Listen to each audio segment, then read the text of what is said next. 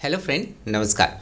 Friend, इसके पहले वाले वीडियो सेशन में मध्य प्रदेश उच्च न्यायालय की परीक्षा में जूनियर जुडिशियल ट्रांसलेटर की परीक्षा में जो प्रश्न पत्र पीटी में आए हुए थे, उन्हीं प्रश्न पत्र के 1 से लेकर के 20 तक के प्रश्न का हम लोगों ने काफ़ी विस्तार से चर्चा किया हुआ था। हम लोग आज के इस सेशन में उसी प्रश्न पत्र का आगे के प्रश्नों को काफ़ी विस्तार से डील करेंगे। आपको सीखने के लिए काफ़ी कुछ मिलेगा, शुरू से अंत तक ज़रूर देखिएगा। फ्रेंड, आगे बढ़ने से पहले एक सूचना है कि इसी परीक्षा के लिए पीटी और मेंस दोनों ही परीक्षाओं के लिए ये कोर्स उपलब्ध है। जैसा कि आप स्क्रीन पर देख रहे हैं, यह कोर्स काफ़ी वृहत है। यहाँ पर आप देख रहे हैं 1159 कंटेंट है और ये वन स्टॉप कोर्स है। इसमें आपको मॉक टेस्ट मिलेंगे, चाहे वो पीटी का हो चाहे मेंस का हो। आप मेंस के लिए इवैल्यूएशन भी प्राप्त कर सकते हैं और इसके लिए लाइव क्लासेस भी स्टार्ट होने वाली है। आपको यदि लगता है कि ज्वाइन करने की आवश्यकता है तो आप हमारे कोर्स को ज़रूर ज्वाइन करेंगे।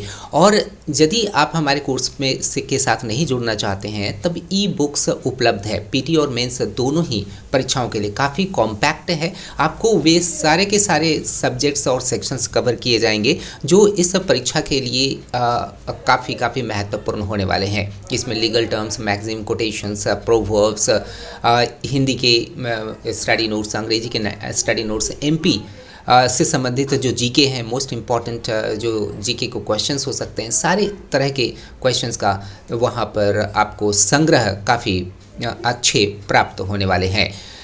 कोर्स का और ई बुक्स का लिंक कोर्स इस यूट्यूब के डिस्क्रिप्शन में दे दिया गया है। आशा करते हैं आप कोर्स से या आप ई बुक्स से लाभान्वित अवश्य होंगे। फ्रेंड, अब हम लोग चलते हैं कि इस परीक्षा में आगे जो प्रश्न पूछे गए हुए थे, 20 प्रश्न से आगे उन सभी प्रश्न कौन कौन से थे और उन सभी प्रश्नों का उत्तर हम लोग किस तरह से दे सकते हैं। देखिएगा, 21 का जो इडियोमेटिक जो प्रश्न है वो दरअसल एक इडियम है। आप पढ़िए इसे अच्छी तरह से, keep body and soul together. ध्यान दीजिएगा कि इडियम्स और फ्रेजेस में अंतर होता है। फ्रेजेस जो होता है वो शब्दों का समूह होता है और इडियम्स भी शब्दों का समूह होता है, लेकिन दोनों में आधारभूत अंतर देखने के लिए मिलता है। वो कौन सा आधारभूत अंतर है? इडियम्स की यदि हम लोग बात करते हैं तब हम लोग देखते हैं कि इडियम्स में जो शाब्दिक अर्थ है वो आप निकाल सकते हैं, लेकिन शाब्दिक अर्थ को आधार मान करके आप उसका अलंकारिक अर्थ आपको प्राप्त करना होगा। आपको अलंकारिक अर्थ वही शाब्दिक अर्थ से निकल करके आएगा। यहाँ पर हम लोग जो देख रहे हैं वो क्या है, कौन सा इडियम है? यहाँ पर keep body and soul together, अर्थात जो देह है, जो शरीर है और जो आत्मा है, इन दोनों ही चीज़ों को एक साथ रखना। अर्थात सोल स्टैंड्स फॉर क्या? माइंड, है ना? वह मन, मस्तिष्क से संबंधित है, आत्मा से संबंधित है। मतलब ये मन से इसका ताल्लुक़ है और बॉडी तो हमारा दैहिक है, ये फिजिकल एंटिटी है। इन दोनों ही चीज़ों में सामंजस्य स्थापित करना, बस सामंजस्य स्थापित करना बहुत अच्छी तरह से तो इसमें नहीं भाव निकल करके आता है।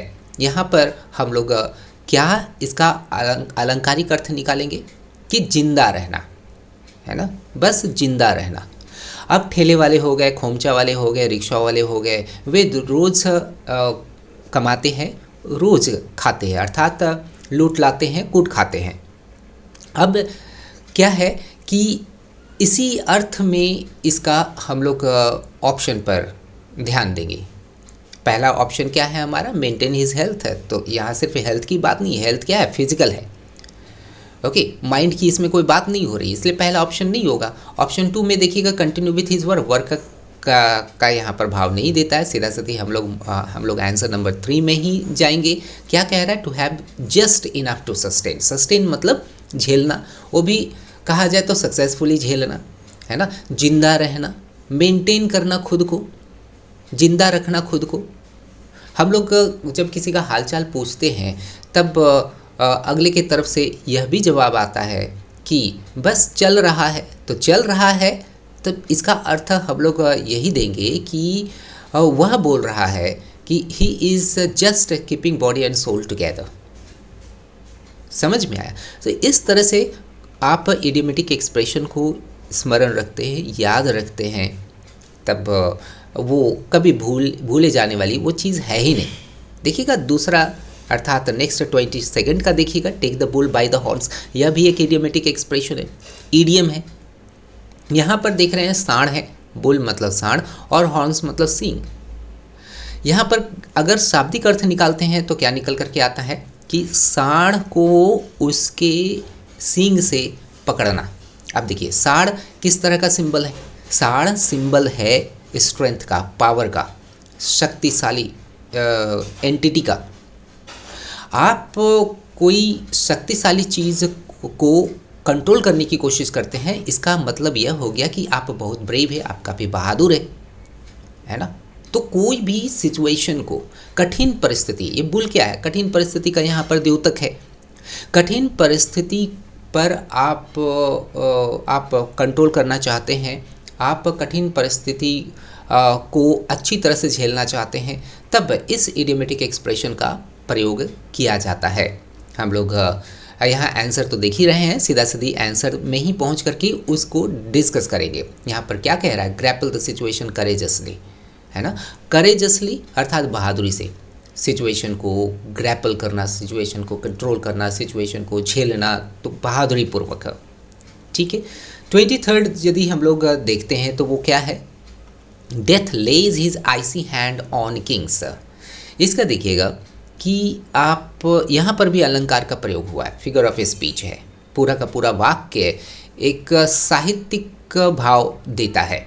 जैसा कह रहा है उसकी हिडन मीनिंग को समझना आवश्यक है। यहाँ कह रहा है कि मृत्यु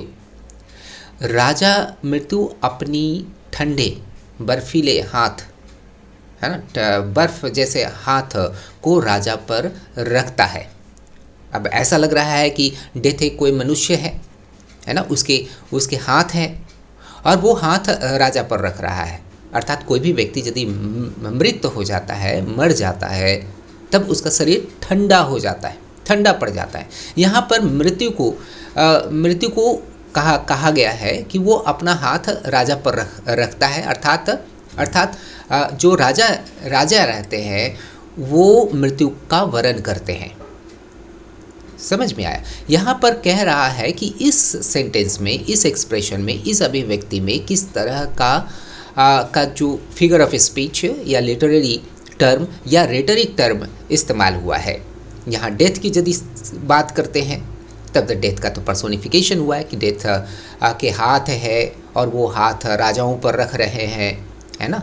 तो ये तो है नहीं, लेकिन यहाँ पर डेथ का मानवीकरण हो रहा है। तो मानवीकरण को हम लोग अंग्रेजी में क्या कहते हैं? पर्सोनिफिकेशन कहते हैं। ऑक्सीमोरन के बारे में हम लोग पिछले ही क्लास में शायद लिए हुए थे। ऑक्सीमोरन से संबंधित एक लिटरेरी टर्म था। हालांकि आपको जान लेना ज़रूरी है कि ऑक्सीमोरन एक ऐसा रेटरिक टर्म है, एक ऐसा लिटरेरी टर्म है, एक ऐसा फिगर ऑफ स्पीच है, एक ऐसा अंग्रेजी का अलंकार है जिसमें दो भिन्न भिन्न शब्दों के माध्यम से कोई भी विशेष तरह की भावना अभिव्यक्त की जाती है। इसमें दो जो शब्द प्रयोग किए जाते हैं एक साथ, वे एक दूसरे से उल्टा होते हैं। ओके, तो उस तरह का जो प्रयोग है, शब्दों का जो प्रयोग होगा, जो साहित्य में देखने के लिए मिलता है, तो उसे ही हम लोग ऑक्सीमोरन कहते हैं। आशा करते हैं आपको समझ में आया होगा। हाइपरबली की बात करते हैं तो हाइपरबली क्या है कि हाइपरबली कहते हैं हम लोग अतिशयोक्ति को। इसके बारे में हम लोग पिछले सेशन में बात कर लिए थे। अगर नहीं देखे हैं तो प्लीज़ आप उस सेशन को शुरू से लेकर के अंत तक ज़रूर देखिएगा। सिमिलीज को हम लोग कहते हैं हम लोग उपमा अलंकार, है ना। इसमें एज लाइक का प्रयोग किया जाता है। आपको बस पहचान करना है कि कैसे करके हम लोग सिमिली की पहचान कर सकते हैं, हाइपरबली की पहचान कर सकते हैं, या अन्य तरह के लिटरेरी टर्म्स का पहचान करते हैं। ओके, यहाँ पर पर्सोनिफिकेशन हुआ। 23rd का आंसर पर्सोनिफिकेशन होता है। 24 का हम लोग देखते हैं क्या है। She accepted it as the kind cruelty of the surgeon's knife. इस वाक्य में हम लोग देखते हैं, इन दो शब्दों पर विचार करें, काइंड पर और क्रुएल्टी पर। काइंड का मतलब होता है दयालु और क्रुएल्टी का मतलब होता है पत्थर दिली या क्रूरता, है ना। तो काइंड का ऑपोजिट वर्ड क्रुएल्टी यहाँ पर देखने के लिए मिल रहा है। हालांकि काइंड क्या है, एक विशेषण है, तो क्रुएल्टी एक क्या है, नाउन है, एक एडजेक्टिव और एक नाउन है। इन दोनों ही शब्द कहा जाए एक दूसरे के तो ऑब्वियसली ऑपोजिट है। हम लोग अभी कुछ देर पहले ही बात किए हुए थे ऑक्सीमोरॉन के बारे में, कि ऑक्सीमोरॉन में हम लोग देखते हैं कि दो लगभग ऑपोजिट शब्द इसमें प्रयोग करके जो साहित्यकार होते हैं कोई विशेष तरह की अभिव्यक्ति देते हैं। ठीक है, हम लोग हाइपरबोली के बारे में जान चुके हैं। मेटाफर के बारे में आप लोगों को जानना है कि मेटाफर कहते हैं, हम लोग इसे रूपक अलंकार कहते हैं। और रूपक अलंकार में क्या होता है कि किसी भी चीज़ या किसी भी व्यक्ति की तुलना किसी अन्य चीज़ से प्रत्यक्ष रूप से करते हैं। सिमिली और मेटाफर में विशेष अंतर यही है कि सिमिली में एज या लाइक का प्रयोग करके तुलना की जाती है, लेकिन मेटाफर में एज या लाइक का प्रयोग करके तुलना नहीं की जाती है, प्रत्यक्ष रूप से तुलना की जाती है। जैसे कि तुम शेर हो, है ना, यू आर अ लायन, वो मेटाफर हो गया, वो रूपक अलंकार हो गया। लेकिन जैसे ही हम लोग इसी वाक्य को में एज लगा देते हैं या लाइक लगाते हैं, जैसे कि you are like a lion, तो लाइक के प्रयोग होने के कारण से यहाँ तुलना हो रही है, इसलिए वहाँ पर वह वाक्य क्या हो जाएगा, सिमिली हो जाएगा। You are as brave as a lion, तो वहाँ पर सिमिली हो गया, एज ब्रेव एज, है ना, एज का प्रयोग किया गया है, इसलिए वो सिमिली हो गया। आशा करते हैं कि एग्ज़ाम में ये जो चार पांच जो भी लिटरेरी टर्म्स यहाँ पर है, इससे संबंधित यदि वाक्य एग्जाम में पूछे जाते हैं, प्रश्न पूछे जाते हैं, आप बहुत ही आसानी से उसे सॉल्व कर पाएंगे। आगे देखते हैं 25 को, find out antonym word of compulsory in the following. Compulsory को तो हम लोग नेसेसरी कहते हैं, एसेंशियल कहते हैं, ऑब्लिगेटरी कहते हैं, मैंडेटरी कहते हैं, ये सब सारे आवश्यक है। यहाँ मैंडेटरी सिनोनिम है, ऑब्लिगेटरी सिनोनिम है, एसेंशियल भी सिनोनिम है। तो होना क्या चाहिए इसका 25 का, वॉलंटरी, मतलब इच्छा से किया गया, है ना, मेरी इच्छा होगी करेंगे या नहीं करेंगे, ये कोई मेरे लिए ज़रूरी नहीं है। तो वॉलंटरी को हम लोग यहाँ पर हिंदी देंगे ऐच्छिक। वॉलंटरी एक्शन का मतलब हो गया ऐच्छिक क्रिया। स्पष्ट हो गया, चौथा क्यों हुआ। 26 पर हम लोग विचार करते हैं, वो क्या है, व्हाट इज़ रूल निसी या व्हाट इज़ रूल नाइसाई। दोनों तरह के प्रोनाउंसिएशन यहाँ पर किए जा सकते हैं। ध्यान रखिएगा, चूँकि आप अदालत में जा रहे हैं, अदालत में अंग्रेजी शब्दों का, लैटिन शब्दों का बहुतायत में प्रयोग किए जाते हैं। आप यदि प्रोनाउंसिएशन को लेकर के आप अभी से अवेयर नहीं रहेंगे तो हो सकता है कि आप जज साहब के समक्ष में आप थोड़ा हम्बल पाई वहाँ पर हम्बल हो सकते हैं, अर्थात थोड़ी वहाँ पर अंदर से आपको ख़राब फील होगा कि क्यों मैंने गलत इस चीज़ को पढ़ा है, क्योंकि आप एक विशेष पद पर जाने वाले हैं, भावी अनुवादक के रूप में है। इसलिए आपसे यह उम्मीद की जाती है कि आप हिंदी और अंग्रेजी दोनों ही भाषाओं में अच्छी पकड़ रखें। ठीक है, यहाँ हम लोग देख रहे हैं रूल नाइसाई एक लैटिन फ्रेज़ है, दो शब्दों का यहाँ पर मेल है ना। रूल क्या है, रूल दरअसल ऐसा चीज़ है जो कहा जाए तो हम लोग अप्रत्यक्ष रूप से कहेंगे तो यह एक तरह का आदेश है कि इस आदेश का पालन नहीं करोगे तो तुम्हें दंड प्राप्त होगा। तो यहाँ पर रूल आदेश के रूप में आप लीजिए, और नाइसाई नहीं तो फिर निसी, इन दोनों ही शब्दों को यदि मिला करके रखा जाए तो एक शब्द में हम लोग इसे कहेंगे अनलेस, अर्थात जब तक नहीं, है ना। लेकिन जब तक नहीं से तो हम लोग भाव तो नहीं निकाल सकते। दरअसल रूल नाइसाई एक ऐसा आदेश है जिसमें क्या है कि जो अदालत होती है यह रूल नाइसाई को तब इशू करती है, तब जारी करती है। यह एक रिट है, ध्यान दीजिएगा। रिट को हम लोग क्या कहते हैं, आदेश कहते हैं।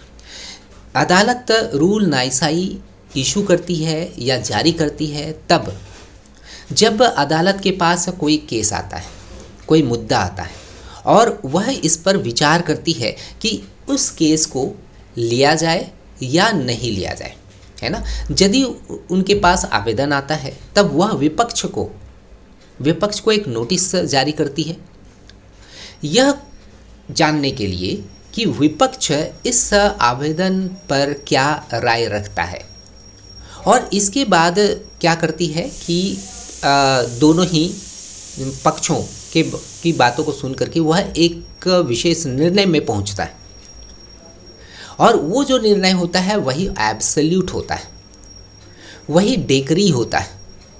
तो ये जो आदेश है, इस कार्य करने के लिए जो आदेश है वही आदेश कहलाता है क्या, रूल नाइसाई या रूल नेसे।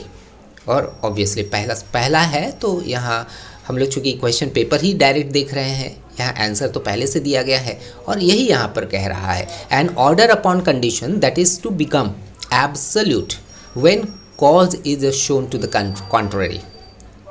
ओके, वही बात है। 27 को देखिएगा, व्हाट इज़ कैविट एम्प्टर। ध्यान दीजिएगा, कैविट को हम लोग कहते हैं, ये भी एक लैटिन फ्रेज है। कैविट को हम लोग अंग्रेजी में कहते हैं वार्निंग, हिंदी में चेतावनी कहेंगे। और एम्प्टर दरअसल होता है बायर, क्रेता, खरीदार। ठीक है, यह एक वार्निंग है, यह एक चेतावनी है। किसको दिया जाने वाला चेतावनी है? यह क्रेता को दिया जाने वाला चेतावनी है। यह परचेजर को, बायर को दी जाने वाली यह वार्निंग है। और इस वार्निंग के तहत किस तरह की बातें की जाती है? वार्निंग किस तरह की होती है? वार्निंग होती है कि देखो, तुम इस चीज़ को खरीद रहे हो, तुम बायर हो, तुम परचेजर हो, तुम क्रेता हो, तुम खरीदार हो, तो इस बात को जानो कि तुम जो प्रोडक्ट को खरीद रहे हो, उस प्रोडक्ट को लेकर, है ना, उस प्रोडक्ट को लेकर आप खुद जिम्मेवार होगे। यदि उसमें किसी भी तरह का डिफेक्ट रहता है ना, तो इसका जिम्मेवार तुम खुद हो। इसलिए पहले से ही तुम जांच परख लो, इसके बाद तुम उसे परचेज करो। तो यह जो वार्निंग दी जाती है, उस तरह की वार्निंग को हम लोग कैविट एम्प्टर कहते हैं। और कैविट एम्प्टर का एक उल्टा जो शब्द होगा, क्या हो सकता है आपके एग्ज़ाम में कैविट एम्प्टर ना इस बार पूछ करके आपको कैविट वेंडिटर पूछ दिया जाए।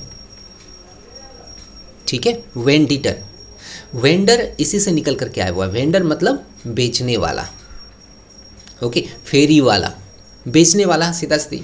यहाँ पर एम्प्टर हो गया खरीदने वाला, तो वेंडिटर क्या हो गया? बेचने वाला। तब यहाँ पर बेचने वाले को वार्निंग दी जा रही है कि तुम जो भी चीज़ें बेच रहे हो, तो समझ लो तुम अपनी रिस्पॉन्सिबिलिटी से उस चीज़ को बेच रहे हो। कहीं कोई कंप्लेंट्स आता है क्रेता की तरफ से, तब इसके जिम्मेवार तुम खुद होंगे, है ना। इसीलिए सही माल बेचो तो सही फीडबैक तुम्हें प्राप्त होगा। कैविट वेंडिटर वह कहलाता है। 28 पर हम लोग चलते हैं, विचार करते हैं। Complete the sentence with the correct option.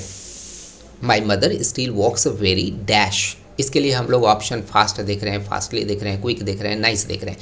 देखिए, वॉक्स क्या है? वर्ब है। वेरी क्या है? इस वर्ब को क्वालिफाई करने वाला एडवर्ब है ना। और जो भी शब्द यहाँ पर आएगा वो एडवर्ब होगा। एडवर्ब का डेफिनेशन ही क्या है? जो क्रिया की विशेषता बतलाए, जो विशेषण की विशेषता बतलाए, और जो क्रिया विशेषण की विशेषता बतलाए, मतलब जो खुद की भी विशेषता बतलाए, उसे हम लोग क्रिया विशेषण कहते हैं। हिंदी व्याकरण की यदि बात करते हैं तो हिंदी व्याकरण में क्या होता है कि जो क्रिया की विशेषता बतलाते वो तो क्रिया विशेषण होगा ही होगा, लेकिन जो विशेषण की विशेषता बतलाए उसे हम लोग प्रविशेषण कहते हैं। तो आपको पद परिचय होना चाहिए। ठीक है, यहाँ पर हम लोगों ने यह बात कर लिया है कि जो यहाँ शब्द आने वाला है वह एडवर्ब होगा। हम लोग देख लेते हैं एडवर्ब कौन है, और बाकी सबको एलिमिनेट करेंगे, छांट देंगे। क्विक देखते हैं, यह एक एडजेक्टिव है। इसका एडवर्ब क्या होता है? क्विकली होता है, इसलिए इससे तो हम लोग नहीं रखेंगे। नाइस भी क्या है? एक एडजेक्टिव है, एक विशेषण है। इसका एडवर्ब क्या होता है? नाइसली होता है, इसे नहीं रखेंगे। और ध्यान दीजिएगा कि फास्टली करके कोई शब्द होता ही नहीं है। रन फास्टली कहते हैं, जो तेज़ी से दौड़ो, तब वह गलत हो जाएगा, ग्रामेटिकल मिस्टेक होगा। फास्टली करके कोई शब्द नहीं है डिक्शनरी में, आप देख लीजिए, जांच कर लीजिए। ये इसे हम लोग हटा देंगे। तो बचा है क्वाइट पहला वाला ही, इसलिए the first one is the exact answer. Okay, तो इस तरह से हम लोगों ने इसके बारे में जाना। अब हम लोग चलते हैं 29 के बारे में समझते हैं। What is locus स्टैंडाई? ठीक है, देखिएगा लैटिन जो फ्रेज होता है ना उसके अंत में जो आई आता है ना, तो उसको थोड़ा सा क्या करते हैं, आई थोड़ा क्या उसे हम लोग आई के रूप में प्रोनाउंस करते हैं। और किसी भी लैटिन शब्द के अंत में ई आता है तो उससे भी हम लोग पढ़ते हैं। अब देखिए VIDE एक शब्द को लेते हैं, ओके, इसको हम लोग वाइड नहीं पढ़ेंगे, इसको हम लोग कहेंगे वाइडी डेई, ए इसका प्रोनाउंसिएशन होगा, है ना, वाइडेई। बोना फाइडे बहुत ही इस्तेमाल होने वाला शब्द है। माला फाइडे इंटेंशन से उसने उस पर हमला कर दिया, मतलब ख़राब इरादे से उस पर हमला किया। बोना फाइडे सर्टिफिकेट्स है, डॉक्यूमेंट्स है, अर्थात ऐसा सर्टिफिकेट्स, ऐसा डॉक्यूमेंट्स, ऐसा कागजात है जिस पर भरोसा किया जा सके तो वो बोना फाइडे कहलाएगा, है ना।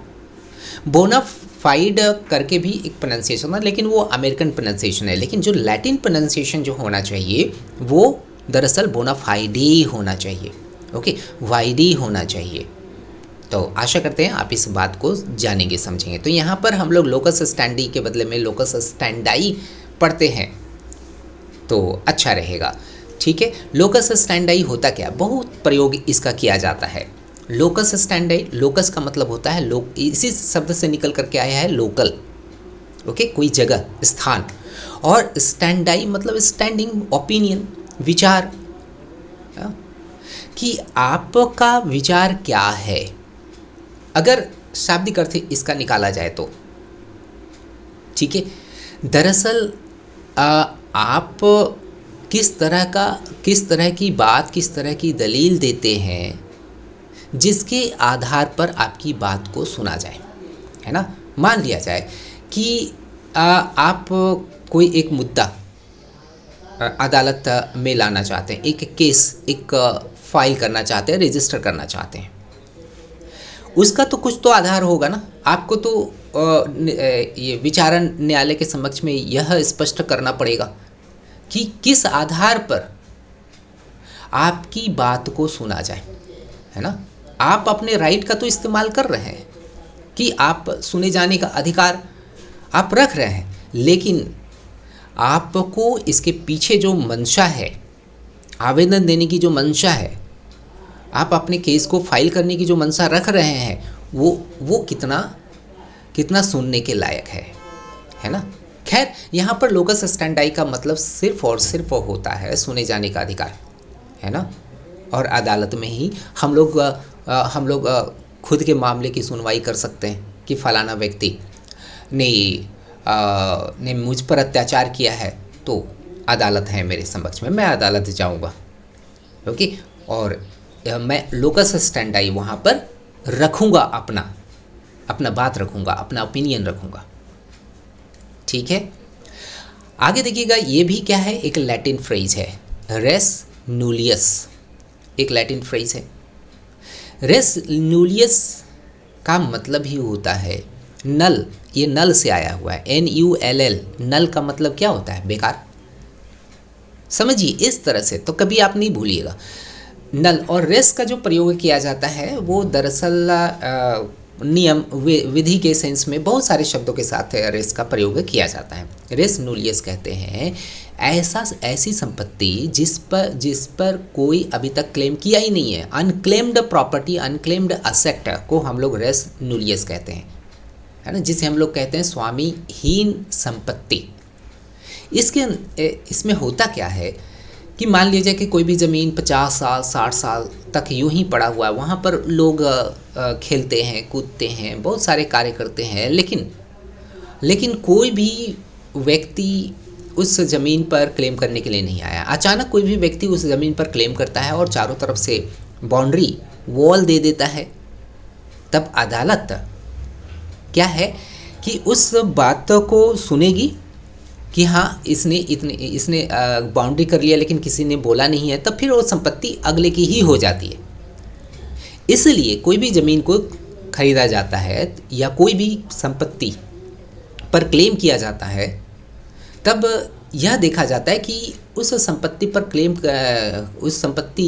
पर कोई दूसरा हक जताने के लिए आया है कि नहीं। यदि हक जताने के लिए आ जाता है तब फिर क्या होगा कि वह मामला फिर से अटक जाएगा, लेकिन कोई क्लेम नहीं लेना चाहता है ना, वो पहला पक्ष कह रहा है कि ये मेरा ज़मीन है, हालांकि उसके पास भी कागज़ पत्र नहीं है, लेकिन हो सकता है उसका हो जाए, उसका बन जाए। खैर, यहाँ पर सीधा सीधी हम लोग तीसवां का क्या कहेंगे, a thing which has no honour at all. Okay, 31 को देखेंगे। What do you understand by ubi jus ibi remedium. यह एक मैगजिम है। मैगजिम को हिंदी में क्या कहते हैं, कहावत कहते हैं। उबी जस ईबी रेमेडियम, रेमेडियम मतलब निवारण, जस का प्रयोग यहाँ पर किया गया है नियम कानून के लिए। ठीक है, यहाँ पर यदि पूरा का पूरा मैगजिम का अर्थ अगर निकाला जाए, शाब्दिक अर्थ निकाला जाए, तो इसका अंग्रेजी में यही होगा कि जहाँ पर अधिकार है वहीं पर निवारण है ना। इसे हम लोग इस तरह से समझ करके याद कर सकते हैं कि एक एग्जाम्पल के तौर पर मान लिया जाए, देखिए अदालत हम लोगों को अधिकार देती है, अर्थात देश अधिकार देती है कि आप अपने जान माल की को सुरक्षित इस ज्योग्राफिकल एरिया में रखा जाएगा। अगर ऐसा लगता है कि आपकी जान पर कोई खतरा है, माल पर कोई खतरा है, तब आप सीधे क्या है, जो अधिकार दिया है आपको वही आपके इस डर का निवारण करेगी, वो देश करेगी, उस देश की अदालत करेगी। आप वहाँ पर जाएंगे, आप अपने अधिकार के लिए वहाँ पर अपनी बात को रखेंगे, आवेदन देंगे, आपकी बात को सुनी जाएगी, फिर प्रशासन आपको इस तरह से सिक्योरिटी प्रोवाइड करेगी। तो इसका अर्थ दरअसल यही हुआ कि जहाँ पर आपको अधिकार दिया गया है वहीं पर आपके लिए निवारण का भरोसा भी दिया गया है कि निवारण भी कर दिया जाएगा, है ना। तो इस तरह से हम लोग 31 को देखते हैं। तीसरा ही यहाँ पर आंसर होगा, where there is a right there is a remedy. 32 को देखते हैं, रूल टू रूस्ट। दरअसल इसका मतलब ही होता है नेतृत्व करना, है ना, नेता बनना। और नेता बनना के लिए जो नेता होता है वो दबंगई दिखाता है, वो अपनी प्रभु सत्ता स्थापित करने का वो प्रयास करता है। और प्रभु सत्ता स्थापित करना, प्रभुत्व जताना, तो ये डोमिनेट हो गया। सेकंड यहाँ पर ऑप्शन सही होगा। 33 को देखते हैं हम लोग, एक्टस नॉन फैसेट रियम नाइजाई मेंस सेटोरिया। यह एक मैगजिम है, यह एक कहावत है। इसका अर्थ हम लोग जान लेंगे, अंग्रेजी में अर्थ जान लेंगे कि जब तक कि कोई भी अपराध की मंशा से नहीं किया जाए तब तक वह अपराध की श्रेणी में नहीं आएगा। जानबूझ करके यदि कोई गलती करता है तो फिर उस अगले के मामले की सुनवाई की जाएगी, अर्थात उसे अपराध की श्रेणी में रख दिया जाएगा। लेकिन अनजाने में हो गया कोई अपराध तो वह अपराध नहीं कहलाएगा, हालांकि इसको सिद्ध किया जाएगा कोर्ट में, अदालत में। ओके, तो यहाँ पर इसका अर्थ सेकंड ही ऑप्शन में हम लोग देखेंगे क्या है, the act itself does not constitute guilt unless done with guilty intent. मतलब अपराध करने की प्रवृत्ति, अपराध करने की इच्छा से जब तक कोई अपराध न किया जाए तब तक वह अपराध नहीं कहलाएगा। समझ में आया? तो ध्यान रखिएगा, actus non facit reum nisi mens sit rea. 34 को देखेंगे, fill suitable idiom in the following sentence. Idiom को यहाँ पर रखना है। The situation seems to have got quite, क्या परिस्थिति प्रतीत हो रही है, कैसा हो गया है। इन हाई स्पिरिट्स, क्या इन हाई स्पिरिट्स कहने का मतलब होता है बहुत खुश, और कोई भी सिचुएशन बहुत खुश नहीं हो सकता है। आपका अंतिम चयन हो जाता है परीक्षा में, तब आप हाई स्पिरिट्स में होंगे। आप कहेंगे I am in high spirits because I have got finally selected in the exam, यह कहेंगे। ठीक है। और टेक अ हार्ट, इसका मतलब होता है, ऐसे टेक हार्ट का मतलब होता है पेशेंस रखना, अर्थात धीरज रखना, धैर्य रखना। और स्प्रेड लाइक वाइल्ड फायर मतलब दावानल की तरह फैल जाना, है ना, अर्थात जंगल की आग की तरह फैलना, बहुत तेज़ी से फैलना। और आउट ऑफ हैंड मतलब आउट ऑफ कंट्रोल, नियंत्रण से बाहर। तो सिचुएशन है, सिचुएशन के साथ तो हम लोग out of control, out of hand ही कहेंगे कि यह अब हमारे हाथ से निकल चुका है ना। The situation has now gone out of my hand. यहाँ पर सही जो उत्तर होगा वो चौथा विकल्प होगा। 35 को देखेंगे, build Castle's in the air, हवा में किला बनाना, अर्थात हवाई किला बनाना। तो हवाई किला बनाना तो मुंगेरी लाल के हसीन सपने पर एक DD1 में एक धारावाहिक आया करता था। उसमें वो जो मुंगेरी लाल रहता है वो क्या करते हैं कि हमेशा वो build Castle's in the air करता है, अर्थात ही always build Castle's in the air, अर्थात वो हमेशा ड्रीम लाइक सिचुएशन में चला जाता है कि मैं करोड़पति हो गया हूँ, अरबपति हो गया हूँ, मैं पैसे पर लेटा हुआ हूँ, I am rolling on money. Okay, तो इस तरह की जो सोच है, इस तरह का जो कोरा ख्वाब है, उस ख्वाब को हम लोग जस्ट कहेंगे कि it is just like building Castle's in the air, dream यहाँ पर होगा, और बाकी तो कोई अर्थ देता ही नहीं है। ठीक है, ड्रीम। आगे देखते हैं 36 को, what do you mean by a tree is known by it's fruit. देखिएगा, कोई इसका हम लोग सीधा सीधी भाव निकालेंगे।